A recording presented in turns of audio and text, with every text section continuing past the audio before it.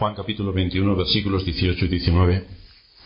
De cierto te digo, cuando eras más joven te ceñías e ibas a donde querías, mas cuando ya seas viejo extenderás tus manos y te ceñirá otro y te llevará donde no quieras. Esto dijo dando a entender con que muerte había de glorificar a Dios, y dicho esto añadió: sígueme. Estamos viendo, como recordaréis en las enseñanzas de las Escrituras, que lo que nuestro Señor Jesucristo dice respecto al futuro no corresponde a un adivino que conoce lo que va a ocurrir porque lo ve de antemano.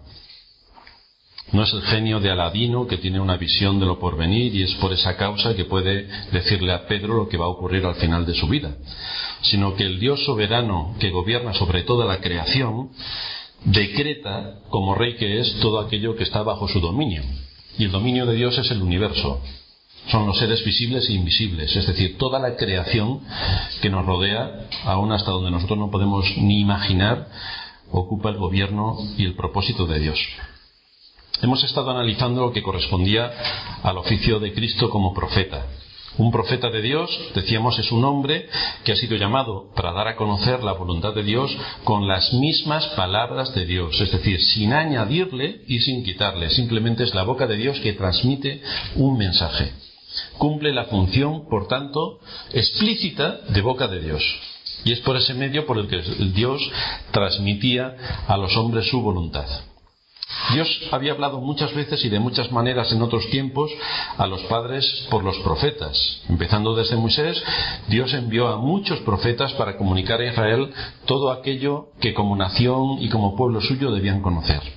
Antes de la deportación de Babilonia, se nos dice en 2 de Crónicas 36:15, que es el texto que leíamos en la introducción, que Jehová, el Dios de sus padres, envió constantemente palabra a ellos por medio de sus mensajeros, porque Él tenía misericordia de su pueblo y de su habitación. Este es el continuo proceder de Dios respecto a su pueblo. Nunca les ha dejado sin luz. Jamás a lo largo de los siglos de la historia ha dejado a su pueblo sin luz. Continuamente hemos tenido el mensaje de su palabra. Podría parecer que especialmente aquellos que se llamaban pueblo de Dios estarían atentos a la palabra de Dios. Israel se congratulaba de ser el pueblo elegido de Dios. Pero curiosamente no fue así. No prestaban atención especial como pueblo de Dios que eran a lo que Dios tenía que decirles. Porque el texto que leíamos sigue diciendo en el versículo 16 que ellos hacían escarnio de los mensajeros de Dios y menospreciaban sus palabras, burlándose de sus profetas, hasta que subió la ira de Dios contra su pueblo y no hubo ya remedio. Todos sabemos cómo acaba la historia. Dios levanta a la nación caldea para traer sus juicios sobre la desobediencia de su pueblo rebelde. Nabucodonosor sometió y tomó cautivos a los israelitas. Una terrible invasión se llevó a cabo y todo también llegó a sus límites, profanando el templo de Jerusalén y destrozando absolutamente todo lo que los babilónicos encontraron a su paso. De manera que la invasión y la guerra fueron los elementos tomados por el Señor para traer juicio sobre su pueblo. Un pueblo que no quiso escuchar su voz, que menospreció su palabra y que hizo escarnio de sus mensajeros, que les hablaban desde temprano y sin cesar. Esto nos debe de hacer pensar que en algunas ocasiones, cuando las aflicciones sobrevienen, es un juicio que Dios trae por alguna causa en la que los creyentes están siendo juzgados. Dios había estado proveyendo a su pueblo de todo lo que podía necesitar por medio de los profetas, pero Israel no quiso escuchar. No quiso escuchar. Este es un patrón de conducta que se repite a lo largo de la historia de la Iglesia. El Evangelio es predicado, hay rigor en la predicación y el pueblo no quiere escuchar. El Señor envió a su propio Hijo y todos sabemos cómo el pecado del hombre y el reino de Satanás quisieron acabar con él. Pero también vemos cómo sus planes se vieron alterados porque la muerte de Cristo constituyó la mayor de las victorias. Cuando todo parecía perdido y por fin había acabado el reino de Dios, resultó que ese fue el principio del reino de Dios entre los hombres. A pesar del pecado del hombre, de su desobediencia, de su continua disposición al mal por causa de su naturaleza corrupta, Dios ha seguido mostrando su misericordia. Y la misericordia de Dios es que nos dé su palabra, que podamos reunirnos en un día como hoy y podamos ser expuestos a la palabra de Dios, al mensaje del Evangelio. Nos ha dado su ley, nos ha dado su gracia y nos ha dado un gran Salvador. Todo esto es lo que se proclama en las enseñanzas de las Escrituras. ¿Qué podemos decir de la voz de Dios después de que los apóstoles murieran? Ya no tenemos más profetas por medio de quienes Dios nos hable. Sin embargo, Dios sigue siendo el mismo y tan atento como fue con su pueblo en el antiguo pacto. En Hebreos 1:2 se nos dice que ahora en los últimos tiempos nos habla por su Hijo, de manera que ahora Cristo es colocado en la categoría de profeta y se le ha encomendado hacer esta gran tarea, el oficio de profeta. Por tanto, tenemos en Cristo al gran profeta que Dios ha dado a la Iglesia. Es quien nos habla, porque está en el seno del Padre, quien nos habla las palabras del Padre. Estudiando este tema con las enseñanzas de las Escrituras, hemos visto en los días anteriores que era Cristo quien ministraba a los profetas por medio de su Espíritu en el Antiguo Testamento. En su ministerio terrenal hemos visto cómo Cristo ejerció como profeta y de esta manera nos estaba hablando en su oficio profético. El apóstol Pedro se lo recuerda a los israelitas. Si nos vamos al libro de Hechos capítulo 3, los versículos 22 y 23, Pedro está recordando la promesa que Dios le hizo a Moisés. Y allí dice: porque Moisés dijo a los padres: el Señor vuestro Dios os levantará profeta de entre vuestros hermanos como a mí. A él oiréis en todas las cosas que os hable. Y toda alma que no oiga a aquel profeta será desarraigada del pueblo. Así que nuestro Señor es identificado por medio tanto de Moisés como de los profetas, como de los apóstoles, como aquel profeta que Dios levantaría de entre los muertos para dar enseñanza a su pueblo. Tras su ascensión a los cielos, el Señor siguió ministrando a la Iglesia por medio de los apóstoles.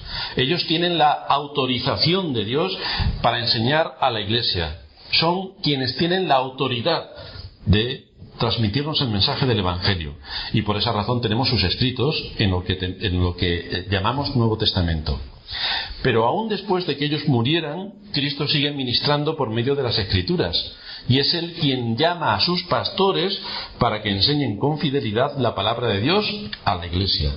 Dios sigue ministrando por medio del Espíritu de Cristo a través de su palabra con los pastores que pone en medio de la Iglesia. Es cierto que entre los pastores que ministran hay multitud de falsos maestros y pastores, pero por una parte no solo ellos engañan, sino que también hay muchos que se dejan engañar. Y por otra parte, como esto no es el propósito de nuestro sermón, no nos vamos a dedicar a hablar de los pastores falsos, que ya sabéis que hay multitud, sobre todo a tenor de ver lo que vemos dentro de la Iglesia de nuestros días, a tenor de lo que vemos a lo largo de la historia de la Iglesia durante toda la era cristiana, y a tenor de lo que vemos en la historia del pueblo de Israel a lo largo de toda su historia. Con lo cual los pastores falsos son multitud. En aquellos que oyen está el discernir quién es un pastor falso, quién es un pastor verdadero, y tomar en consecuencia la posición que tenga que llevar a cabo. De manera que, poniendo a Cristo en el oficio de profeta, nos adentramos en algunas implicaciones. En la última ocasión resaltamos 3 aspectos en el ejercicio de profeta que ejerce Cristo. En primer lugar, vimos que era para salvación. Su oficio profético es para salvación. En segundo lugar, vimos que era para guardar a los salvados. Y en tercer lugar, vimos que era para guía a los creyentes en todas sus responsabilidades que tienen como tales. Hoy vamos a seguir en la misma línea y vamos a resaltar implicaciones de este oficio de Cristo como profeta, pero en el contexto de la Iglesia. Recordamos que la Iglesia no es una masa de personas que son tratadas de forma impersonal y que ellos mismos, según su antojo, según sus deseos o según sus pretensiones, se suman a un grupo más de personas para hacer lo que ese grupo más de personas juntamente con ellos quieren hacer en algo que a ellos se les ha ocurrido llamar Iglesia. Esto no es una definición de la Iglesia. La Iglesia es una congregación de aquellos que han sido llamados y convocados por Dios para rendirle culto, adoración y alabanza. Esto es la Iglesia, los que han sido llamados, es lo que significa la palabra Iglesia, los llamados. Por lo tanto, los que se congregan en la Iglesia deben haber sido llamados para este propósito.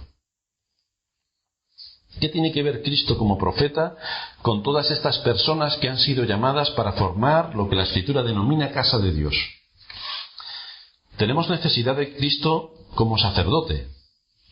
porque nos lleva a adorar y servir a Dios. Leemos en 1 de Pedro, capítulo 2, versículo 5, vosotros también, como piedras vivas, sed edificadas como casa espiritual y sacerdocio santo, para ofrecer sacrificios espirituales aceptables a Dios por medio de Jesucristo.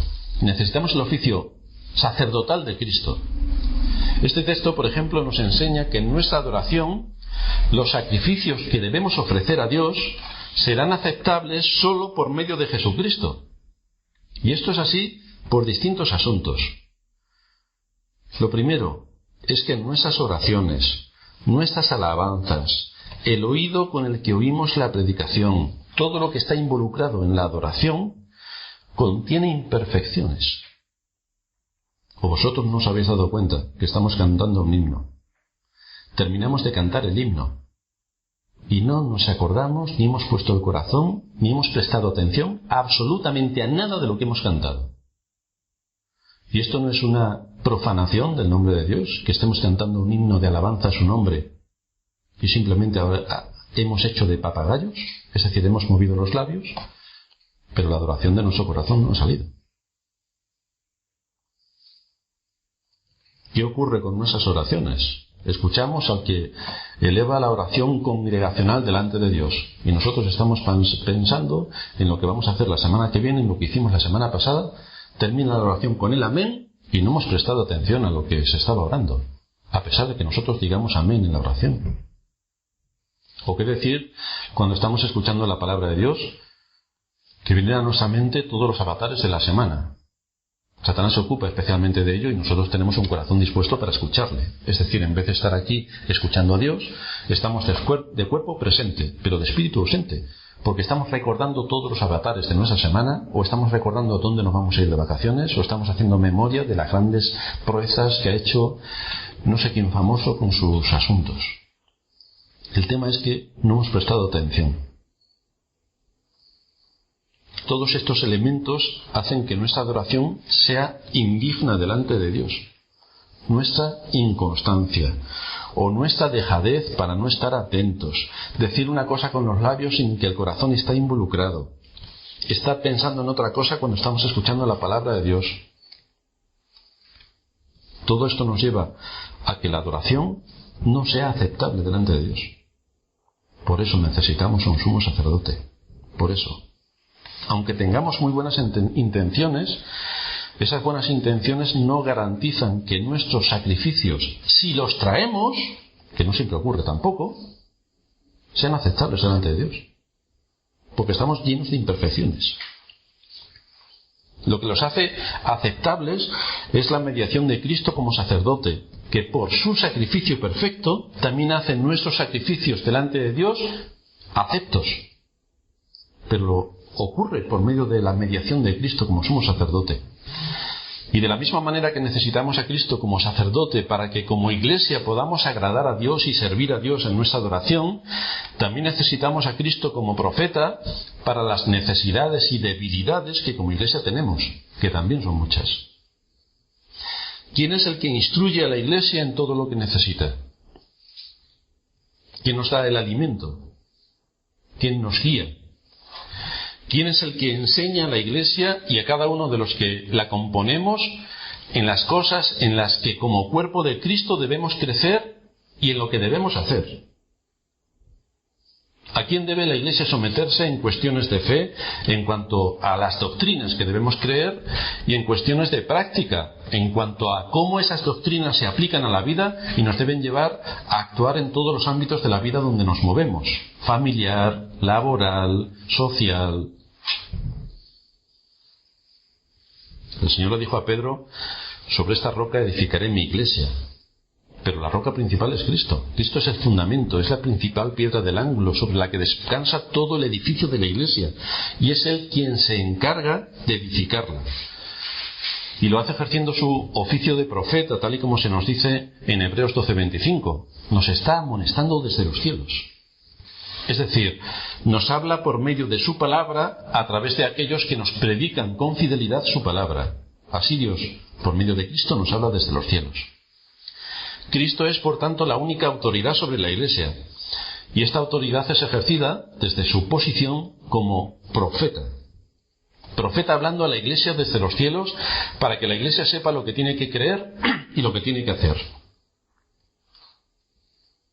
Así que como Cristo es el único sacerdote puesto por Dios en su iglesia para hacernos aceptos en su nombre y por medio de su sacrificio, Cristo también es el único profeta que tenemos para ser instruidos por Dios a través de su palabra, con el medio humano que Él utiliza, que son pastores fieles para enseñarnos todo lo que concierne a las doctrinas, pastores y maestros que nos van a indicar el camino de salvación.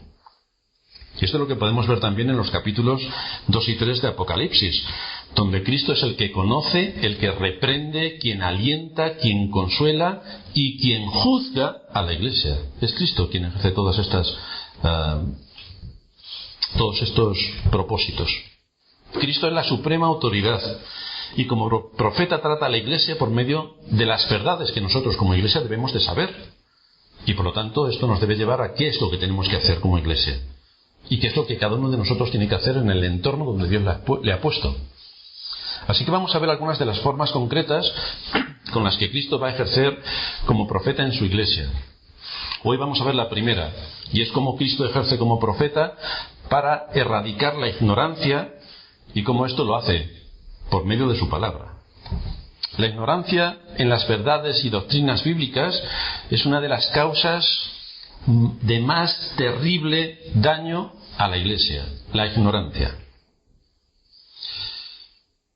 Vamos a usar un poco las escrituras y vamos a ver algunos ejemplos de ignorancia. Nos vamos a ir a Mateo capítulo 22 y vamos a leer de los versículos 23 al 33, donde encontraremos a los saduceos discutiendo con Cristo. Los saduceos, como sabéis, era un grupo religioso de la alta clase social, eran como los del Opus Dei de la época, que entre otras cosas mantenía una doctrina particular respecto a la muerte, y ellos afirmaban que no había tal cosa como resurrección. Fueron a Cristo con sus argumentos para demostrar su posición y para ridiculizar o menoscabar la enseñanza de la resurrección. Y presentaron sus argumentos a Cristo desde las Escrituras. Es decir, ellos no fueron filosofando. Cogieron las Escrituras y expusieron la enseñanza. Vamos a ver lo que nos dice el texto. Mateo 22, 23. Aquel día vinieron a él los saduceos que dicen que no hay resurrección. Y le preguntaron: Maestro, Moisés dijo: si alguno muriere sin hijos, su hermano se casará con su mujer y levantará descendencia a su hermano. Hubo pues entre nosotros 7 hermanos. El primero se casó y murió, y no teniendo descendencia dejó su mujer a su hermano. De la misma manera también el segundo y el tercero hasta el 7. Y después de todos murió también la mujer. En la resurrección, esto lo hacían de una manera bastante maliciosa, la pregunta: en la resurrección, ¿de cuál de los 7 será ella mujer, ya que todos la tuvieron? Aquí veréis cómo el engaño se camufla perfectamente. Es decir, cómo los artilugios de las palabras intentan decir otra cosa distinta a lo que Moisés enseñó en la ley. Ellos estaban argumentando con la ley. Y por lo tanto, si la ley de Moisés autorizaba a una mujer a casarse con el hermano de su difunto esposo para conservar la descendencia de esa familia, ¿qué pasaría con una mujer que se casase con 7 hermanos que a la vez muriesen? Si hay resurrección, vaya lío en la resurrección que esta mujer tiene 7 maridos. La respuesta del Señor es bastante contundente. Versículo 29. Jesús les respondió: erráis ignorando las Escrituras y el poder de Dios, porque en la resurrección ni se casarán ni se darán en casamiento, sino que serán como los ángeles de Dios en el cielo. Pero respecto a la resurrección de los muertos, ¿no habéis leído lo que os fue dicho por Dios cuando dijo: yo soy el Dios de Abraham, el Dios de Isaac y el Dios de Jacob? Dios no es Dios de muertos, sino de vivos. Oyendo esto, la gente se admiraba de su doctrina. ¿Cómo es que no hay resurrección si la misma palabra de Dios, que Dios es Dios de Abraham, de Jacob, de Isaac y de Jacob? Si no hay resurrección, ¿cómo puede ser Dios de ellos? Si están muertos y jamás se van a levantar. Sostenían ese grave error por causa de la ignorancia que tenían a la hora de interpretar las Escrituras. Es decir, si uno solamente se coge un texto, le sirve de pretexto para decir lo que le dé la gana. Incluso puede demostrar con las Escrituras que Dios no existe. Incluso puede demostrar con las Escrituras que los animales tienen alma, Entonces, si nos ponemos a divagar, divagamos todo lo que queremos y mucho más. Pero tenemos que ser un poco inteligentes y ver cómo las escrituras y las doctrinas se encajan unas con otras y nos dan una visión general de lo que Dios tiene que transmitirnos. La ignorancia de las escrituras es la madre de las falsas doctrinas, tanto en la creencia como en la práctica. Por lo tanto, somos llamados a no ser ignorantes, sino entendidos en cuál sea la voluntad de Dios. Dice el autor de los Hebreos, por tanto, dejando ya los rudimentos de la doctrina de Cristo, en Hebreos 6.1, vamos adelante a la perfección, no echando otra vez el fundamento del arrepentimiento, de las obras muertas, de la fe en Dios, de la doctrina de bautismos, de la imposición de manos, de la resurrección de los muertos y del juicio eterno. Hermanos, que esto se aprende en la escuela dominical, cuando tenemos 5 años. Pero se supone que gente que ya que es madura y lleva muchos años en la iglesia, no tenemos que volver otra vez a los inicios de la vida cristiana, a los inicios de las doctrinas. La doctrina de la resurrección de los muertos forma parte del ABC del Evangelio. Y no tener clara esas cosas, esta doctrina, manifiesta que esa persona es bastante menos que un bebé. Es decir, nos puede entrar la duda de si esa persona es creyente, si se empieza a cuestionar todas estas cosas.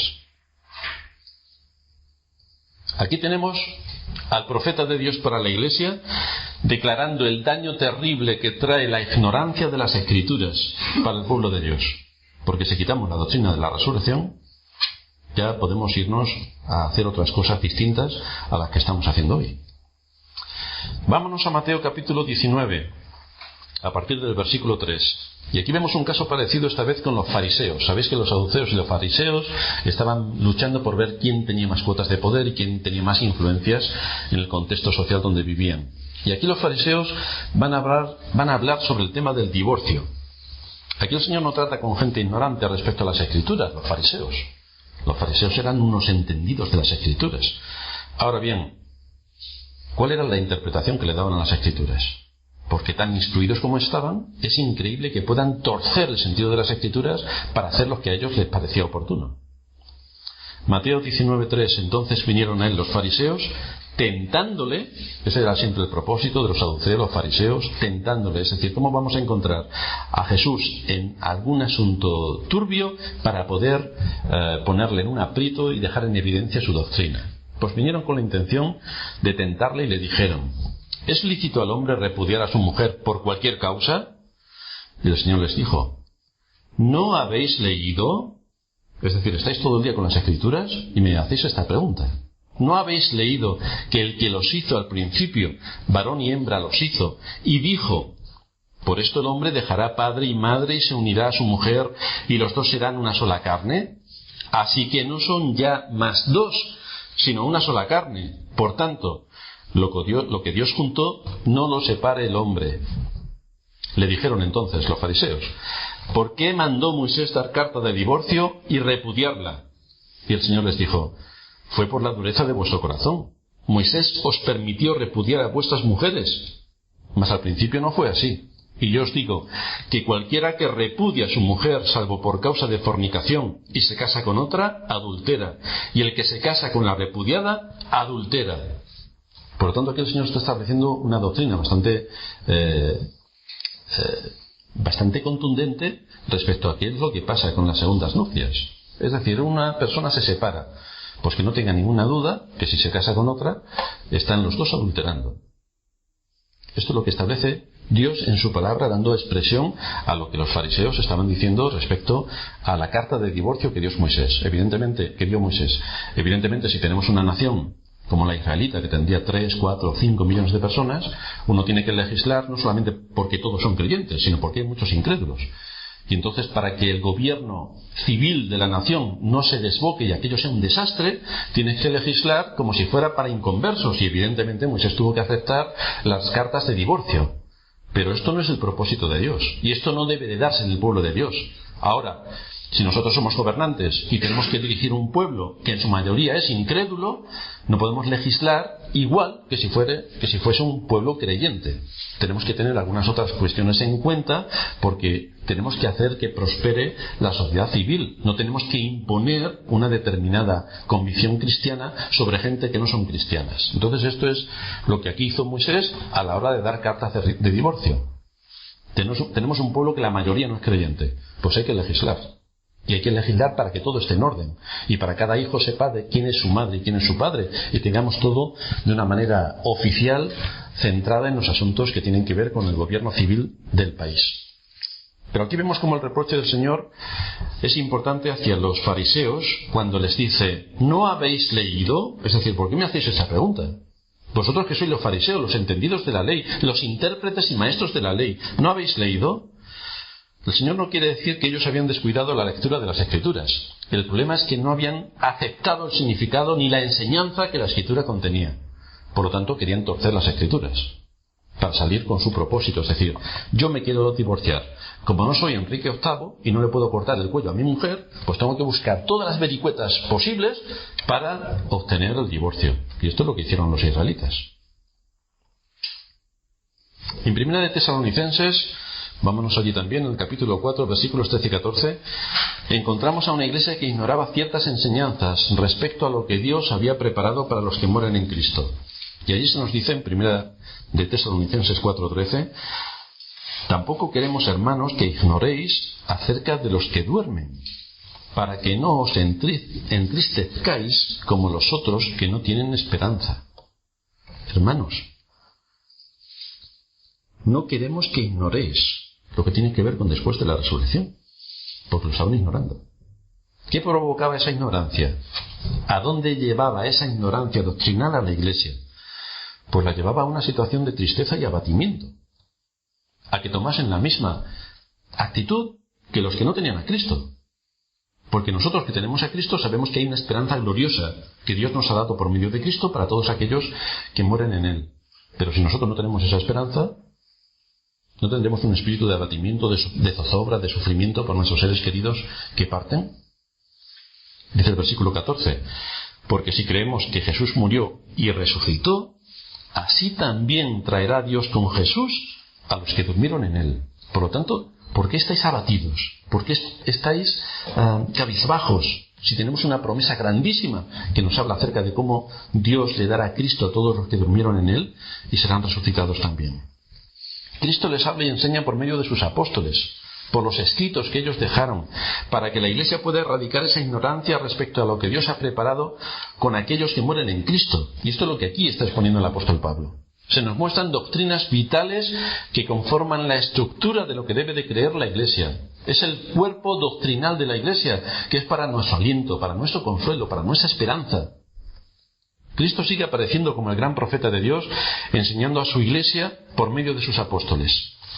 Si esto lo derivamos hacia cada uno de los aspectos de nuestra vida, podemos pensar que si no tuviéramos las Escrituras, habríamos caído en errores terribles en cuanto a la educación de nuestros hijos, en cuanto a la vida familiar, en cuanto a la vida matrimonial, en cuanto a la vida laboral, en cuanto a la vida como iglesia, en cuanto a nuestras responsabilidades en la nación donde Dios nos ha puesto. No tendríamos ni idea de cómo dirigirnos e iríamos con las modas de cada momento, que según lo que le parece a la mayoría es exactamente lo que hace el resto. Pero la Escritura nos marca un camino bastante definido de qué es lo que debemos pensar en todas estas áreas. Entonces ni maltratamos a nuestros hijos como se hacía 50 años, que les pegaban palizas monumentales, ni ahora consentimos a nuestros hijos en todo lo que quieran y más para que hagan lo que les dé la gana. La Biblia nos marca un camino. Tendríamos conceptos erróneos también sobre el pecado. Y pensaríamos, como piensa la mayoría de la gente, que el hombre es bueno. No hay más que verlo. Tendríamos problemas sobre la condición en la que se encuentra nuestro corazón. Porque tenemos allí a muchos psicólogos que nos dicen: lo importante es lo que tú sientas. Y que tú defiendas lo que tú sientes. Y si lo que tú sientes te gusta, es que ese es el camino que tienes que tomar. Cuando la Escritura nos dice: sobre toda cosa guardada, guarda tu corazón, porque de él mana la vida. Porque es engañoso y perverso, más que todas las cosas. Por lo tanto, la moda social de cada época normalmente va en contra de todo lo que Dios dice en su palabra. ¿Quién nos librará de todos estos errores en los que, si no hubiéramos tenido las Escrituras, podríamos caer? Pues es Cristo como profeta quien tiene ese cometido. Pero tenemos que acercarnos a la palabra de Dios con un espíritu enseñable, porque lo que nos enseña la sociedad en la que vivimos respecto a lo que nos enseña la Escritura es lo opuesto. Tenemos que acercarnos con un espíritu enseñable para creer todo lo que nuestro gran profeta tiene que decirnos. Después tenemos que escudriñarlo, lo tenemos que entender, lo tenemos que asumir y lo tenemos que hacer. Ese es el proceso. La ignorancia, por tanto, es uno de los grandes enemigos contra los que Cristo viene a luchar en medio de su iglesia, para librarla del error, de la superstición y del engaño. Es lo que hacemos hoy exponiendo las Escrituras. La predicación y exposición de las Escrituras la tenemos que apreciar como la voz de aquel que es el profeta que nos ha sido dado para que nos libre de la peligrosa ignorancia que nos lleva al error, que nos puede llevar a la superstición o que nos puede llevar a la herejía. Es Cristo por medio de su palabra, hablándonos con fidelidad por medio de sus pastores y maestros, quien nos quita de en medio la ignorancia. Por eso asumimos como Iglesia la importancia central de la predicación de la palabra de Dios. Es el momento central en el culto de adoración. La predicación no es aparte de la adoración, es el punto central. Venimos a adorar a Dios y le adoramos elevando nuestros himnos delante de su trono, le adoramos elevando nuestras oraciones y le adoramos escuchando su palabra. Este es el lugar central. Por eso el púlpito está puesto en un lugar central. Y por eso la centralidad de la palabra debe ser lo que ocupe todo el culto de adoración a Dios. Porque venimos a que Dios nos hable. No venimos nosotros a hablarle a Dios, como ocurre en la mayoría de las iglesias, que la predicación queda marginada completamente. En algunos lugares no hay ni siquiera púlpito. El que está allí es un showman entreteniendo al auditorio y la palabra de Dios no existe. Porque ellos no vienen a dar culto a Dios, vienen a darse culto a sí mismos. Pero la Escritura nos enseña que nosotros tenemos que sentarnos y escuchar. Y eso es lo que hacemos en el culto de adoración. Alabamos a Dios en los medios públicos que Él ha ordenado y nos sentamos a escuchar la palabra de Dios. Por otra parte, no podemos ver estas prácticas de la iglesia congregada como un ritual. Porque hoy, especialmente en el Día del Señor, Cristo viene a llenar nuestros corazones por medio de su palabra predicada para tratar con nuestra ignorancia, para que crezcamos en conocimiento, para que podamos crecer también en sabiduría, aplicando el conocimiento a las cosas prácticas de la vida. Cuando la palabra de Dios es predicada con fidelidad y rigor, es cuando tenemos a Cristo hablando a la iglesia. Es cuando tenemos a Cristo hablando a la iglesia para librarnos o sacarnos de errores, de superstición y de herejías. No queremos, por tanto, que el Señor nos diga, erráis porque no conocéis las Escrituras. No queremos que el Señor nos diga esa frase de reproche, como lo dijo los fariseos. Debemos de rogarle a Dios como Iglesia que nos dé pastores y maestros conforme a su corazón, que nos apacienten con ciencia y con inteligencia para que no nos desviemos ni a izquierda ni a derecha. Que no nos dejemos mover de la fe que ha sido dada una vez a los santos, a pesar de la presión que puede suponer el ver de qué manera muchas de las mal llamadas iglesias están en el mundo proclamando un mensaje falso. Y a pesar de eso llenan las iglesias. Y nosotros podemos pensar, ¿y cómo es que nosotros, que somos rigurosos y rectos con la palabra del Señor, no logramos convocar esas grandes iglesias donde la gente se reúne supuestamente para adorar a Dios cuando lo que realmente quieren es un día entretenido? Pues precisamente por eso, hermanos. ¿Habéis visto a muchos alumnos en la cátedra de matemáticas científicas? ¿Y veis muchos en el circo? ¿Y viendo un partido de fútbol? ¿Y cuál es la diferencia? Pues la diferencia, como decía Spurgeon, está en entretener a las cabras o en alimentar a las ovejas. Si venimos a alimentarnos vamos a ser pocos. Ahora, si venimos a entretenernos, nos hacen falta 28 lugares como este para dar cabida a todos los que se quieran entretener. Pero este no es el propósito que tiene la Escritura. La Escritura no quiere entretenernos, quiere enseñarnos. Y cuando nosotros vamos a la universidad, queremos aprender, no queremos que nos entretengan, porque si nos entretienen, luego cuando tengamos que ejercer nuestro oficio no sabremos qué es lo que tenemos que hacer, porque hemos estado perdiendo el tiempo todos los años. Pero si somos formados de verdad, con buenos maestros, cuando salgamos fuera, seremos solventes para cumplir nuestro propósito. Esto es lo que debemos de pedir, y esto es lo que debemos buscar como Iglesia. Necesitamos por una parte a Cristo como sacerdote, que nos lleve a ser aceptos delante de Dios en nuestra adoración. pero necesitamos también a Cristo como profeta para que nos libre del error, de la superstición y de la ignorancia. Si este no es el sentir de la Iglesia, o si por ignorancia esto no está presente en la congregación cuando se reúne, tendremos lo que queráis, pero eso no será una iglesia. Aunque tengamos un título de neón fosforito en la puerta que diga esta es la iglesia, mentira, solamente tendremos el rotulito de neón, pero esto no podrá ser una iglesia. La principal ocupación es la de adorar a Dios y ser enseñados por Él. Pero si esto no se lleva a cabo, por muy buenos propósitos que la gente lleve, por muy buenas personas que se congreguen, el culto será una abominación al Señor, porque no está de acuerdo su palabra. Dios establece en su palabra con rigor cómo tiene que ser la iglesia, cuál tiene que ser la adoración y cómo debe adorarse a Dios en espíritu y en verdad. Cuando estas cosas no se llevan a cabo en la iglesia, ni hablamos de iglesia, y además produce una segunda situación. Es una provocación delante de Dios y es una blasfemia en su nombre. La Iglesia debe desarrollar el discernimiento suficiente para asegurarse de que realmente está cumpliendo con sus funciones como Iglesia. Y debe tener en cuenta que no puede cambiar elocuencia y oratoria por enseñanza. Nuestros pastores y maestros deben saber hablar bien, evidentemente para comunicar el mensaje. Y esto les debe llevar a ser precisos en su exposición. Pero hablar bien tiene que tener un contenido y un mensaje. Por eso digo que no podemos cambiar elocuencia y oratoria por enseñanza.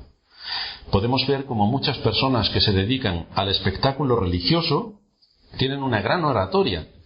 Y después de una hora hablando, mis queridos hermanos que están tomando apuntes para hacer el bosquejo, encontrarán que no saben qué puntos lleva el bosquejo porque no hay nada que tengan que comunicar después de una hora hablando. Es decir, ¿cuál es la enseñanza que se ha dado a la Iglesia? ¿Qué doctrina se ha impartido a la Iglesia? ¿Qué es lo que la Iglesia puede recibir para alimentarse? Nada. La Iglesia reunida debe recibir las enseñanzas de la palabra a través de las cuales Cristo nos saca de la ignorancia. Venimos a aprender verdades. No venimos a recitar un mantra evangélico que repita que Dios es bueno, Dios es bueno, Dios es bueno, hasta que nos aburramos. Porque eso ya lo sabemos. Ya cuando teníamos 4 años o 3 o 2, ya lo sabíamos. Ahora que tenemos ya algunos más, no hace falta que lo repitamos hasta el aburrimiento. Necesitamos alimentarnos. Cuando éramos niños tomábamos leche.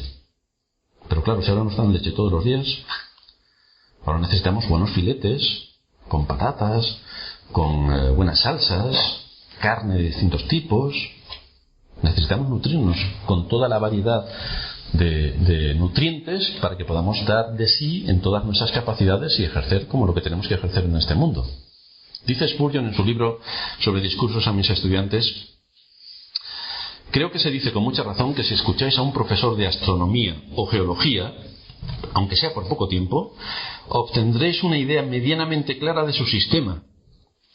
Pero si escuchaseis, no solo por un año, sino por 12, a la mayor parte de los predicadores, y esto lo decía hace ya algunos siglos, si escucháis a la mayor parte de los predicadores, no lograréis formaros una idea satisfactoria de qué es lo que piensan, cuál es su sistema de teología. Podéis ser los mejores retóricos y hacer uso de las sentencias más pulidas, pero sin conocimiento del Evangelio y aptitud para enseñarlo, sois como metal que resuena o címbalo que retiñe. Las palabras sirven con demasiada frecuencia como hojas de higuera para cubrir la ignorancia del predicador sobre asuntos teológicos. Se ofrecen muchas veces palabras elegantes en vez de doctrinas sanas y adornos retóricos en vez de pensamientos robustos. Estas cosas no deben existir en aquellos que aspiran al ministerio. La abundancia de un discurso vacío y la ausencia de alimento para el alma hará que el púlpito sea una caja de resonancia e inspirará o menosprecio hacia algunos que se acercan a la iglesia para criticarla, o entretenimiento para la mayoría en vez de reverencia. Y aquí lo que demanda el culto de adoración a Dios es reverencia. Sigue diciendo: Si no somos predicadores que instruyen y no alimentamos al pueblo, podemos citar con frecuencia la poesía más elegante y vender al por menor los sacos de viento de la moda.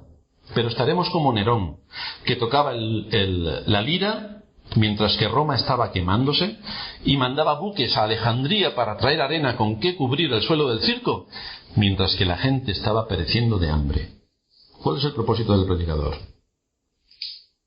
Que Dios le use por medio de su palabra para quitar la ignorancia, para que seamos consistentes y sólidos en nuestras convicciones y para que esto nos lleve, cuando las tengamos que aplicar a nuestra vida, a saber cómo se conecta la doctrina que he recibido con las cosas habituales de mi vida. ¿Cómo se conecta? ¿Cómo tengo que encajarlo? Esto es la sabiduría. Y si alguno tiene falta de sabiduría, ya sabéis lo que dice la Escritura, que se la pida a Dios, el cual da abundantemente. Tenemos dificultades para saber cómo se conecta la doctrina a la vida. Hermano, vamos a orar. Pidamos a Dios que nos dé sabiduría, que nos ayude. Así que tenemos una gran responsabilidad en poner en el oficio en la Iglesia a las personas adecuadas, para que nos enseñen y para que gobiernen la Iglesia promoviendo los dones que Dios nos ha dado para que la Iglesia esté fortalecida, para que la Iglesia crezca en conocimiento.